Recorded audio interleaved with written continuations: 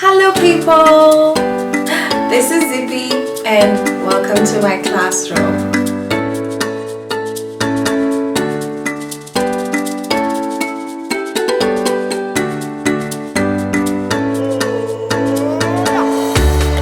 In today's episode, we'll be talking about just 5 challenges that you can easily face in the workplace, especially if you're a teacher, and how to go about them. Okay, mainly from my personal experience and also from other people's experiences. So the first challenge I will talk about is workload. My goodness, I don't know about you, but as a teacher you work a lot and you carry so much. So you're here teaching from morning till evening, and then when you're done with your lessons, that's when you go into the paperwork. You have to set exams, you have to do your reports, you have to check your lesson plans to make sure you're going according to the schemes of work and your syllabus, and here you are. There's just a lot, okay? And if your term has 13 weeks, by the 10th week, even 8th, sometimes you are totally burnt out, and that's why teachers need half term, right? And longer holidays, because we really give ourselves to our students so much. We are so drained, and by the time you get to the house you have no energy to talk anymore. And I would give you 2 things that have worked for me, and the first one is time management. I will leave out any single time wasters, because I think at the end I do not want to be working until 10 p.m. every single day. So get rid of time wasters. Anyone who would like to have a conversation, have a meeting, if it's something you can write on email or send us a WhatsApp message, do that. Just decrease the number of meetings if you're the one actually chairing those meetings. And second thing that really works for me, prioritization. I keep a to-do list of what I'm supposed to do, and it's not just for that day, it could be for a week. So these are the things that I am supposed to do and what should come first. I prioritize, and this has really helped me.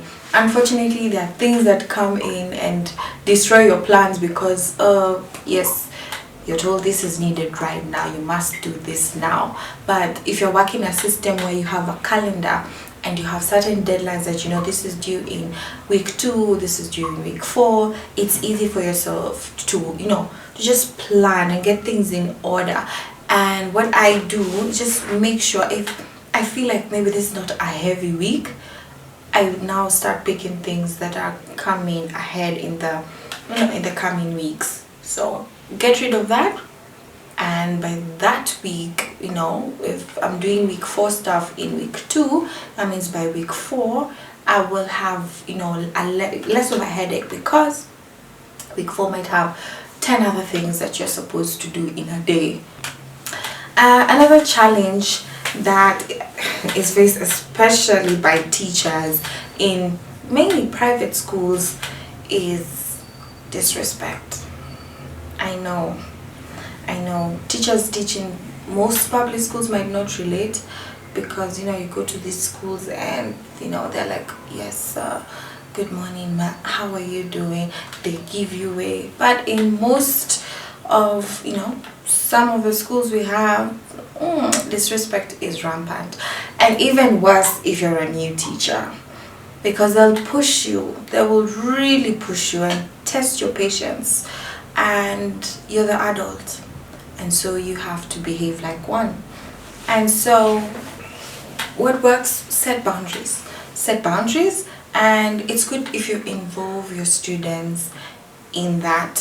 If you're making rules for the class, like so if someone comes in more than 5 minutes late to the lesson, what do we do? And when they're part of that, they'll make sure that they also enforce those rules. The other way to just get over the disrespect is to have self-control. Like I said, these kids can push you to the edge. So you're the adult, remember? What do? Have self-control. You can't get into a fight with a student, even if they're taller. And I mean, all my students are taller than me. So no matter how disrespectful they get, as a teacher, always remember the indiscipline comes from something. It's usually a lack of attention. Give them audience, listen to them, give them the opportunity to teach you as well, and you'll get to see the other side of that student, because no student is born bad. Next up would be the feeling of inadequacy, and this can come if you're new at the workplace, or if you've gotten a different role that you need to play.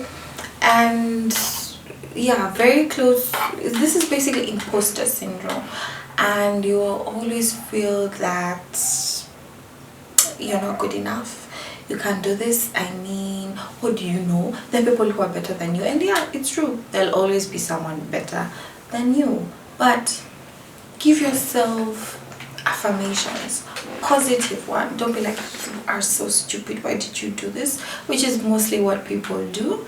Tell yourself, you're learning, you will make mistakes, but you've done a good job so far, keep it up, and just proceed with your job. Okay, you'll always make mistakes, but the beauty of mistakes is you learn from them, and hopefully you won't repeat the same. The other challenge I would say would be personal issues and separating them from your work. So I faced this especially when I became a new mother. That was so hard. It was so hard to go back to work. I was stressed all the time. I don't know if my baby is being taken good care of. I don't know if he's, taking the milk. Did I leave enough milk for today? It was so stressful because we all go through a lot. Someone is grieving, someone, you're mourning, you've lost somebody close to you. You've gone through a lot. It could be health issues and so on. However, once you get to class, you are expected to put on a mask, forget everything that's happening in your life. As you just say, my child is being taken good care of, they'll be fine. Whatever I'm going through will be fine. And compartmentalize. You go to class, your students do not care what you're going through, they need to be taught. So you do your very, very best. Teach them, put your problems aside. Do not start sharing your personal problems with your students, and teach and be the best teacher they've ever had. And no one even know what you're going through. And especially as a woman, it's competitive in the workplace. Put your problems aside.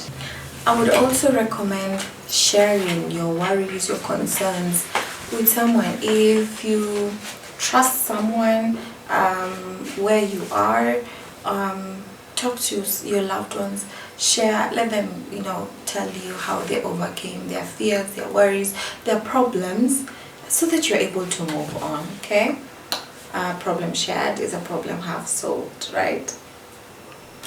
And the final challenge I'll talk about is harassment.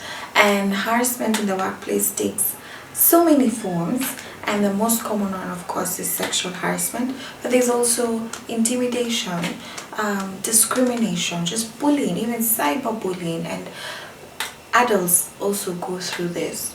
And if it's something that's not disturbing you, yeah, go ahead and ignore it. But if it is, please confront the person. If you know them, tell them to their face, stop it, or else I'll take action. And most people stop at that because they were not expecting you to stand up for yourself.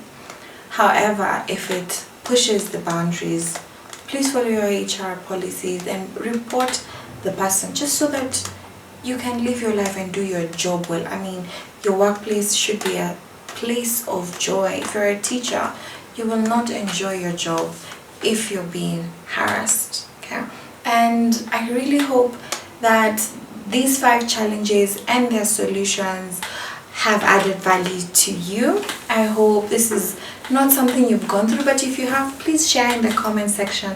Let me know what you've gone through and how you solved that problem, or if you are looking for a solution, we can help you. And if you have any questions, let me know. But otherwise, please like this video, share and subscribe, and I really hope